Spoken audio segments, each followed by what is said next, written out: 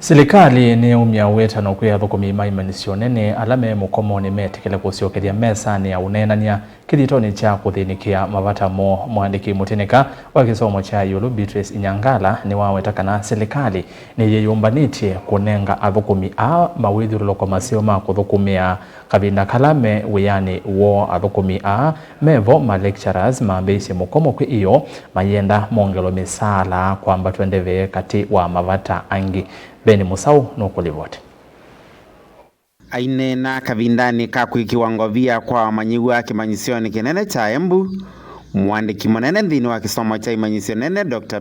Inyangala ni wenda alimo imanyisyo nene Metikile kunena na serikali ni kana kumina mukomo ula matwaisye. The government is determined to offer university staff good terms of service that can allow them to dispense their services in a comfortable working environment, because our universities play a very critical role of developing the manpower that we require to achieve our development aspirations.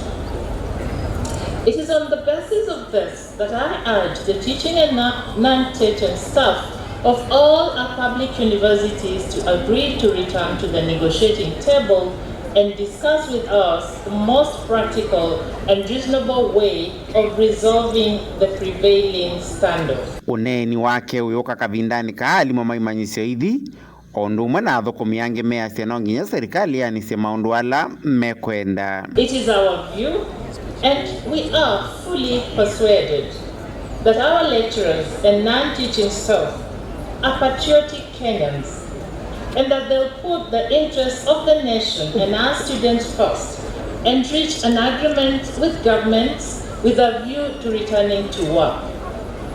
But let me also emphasize that all is not doom and gloom.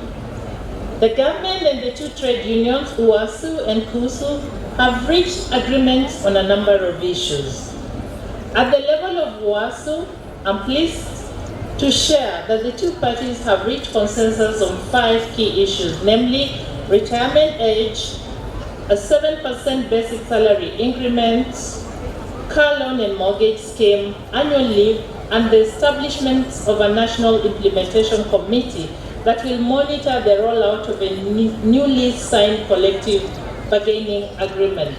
Oingi ni waendea na utete ya matalatala mwewande visa imanyisyo siya yulu aiwe tata waku ikithya kila mumanyiwa na ula umite misina ukwati munini va Kenya wakwata kisomo kuwa ithuthya ene ya ndao the sector nino meyumilia kunenga na mawoni moyo lwa mutalatala uyu mweu wande vithi. As governments, therefore, we are determined to build momentum on these milestones that we have achieved so far to resolve all the other issues amicably. Vilingi wa Mauvomo Tongo TV, Nyenita wa Ben Musau.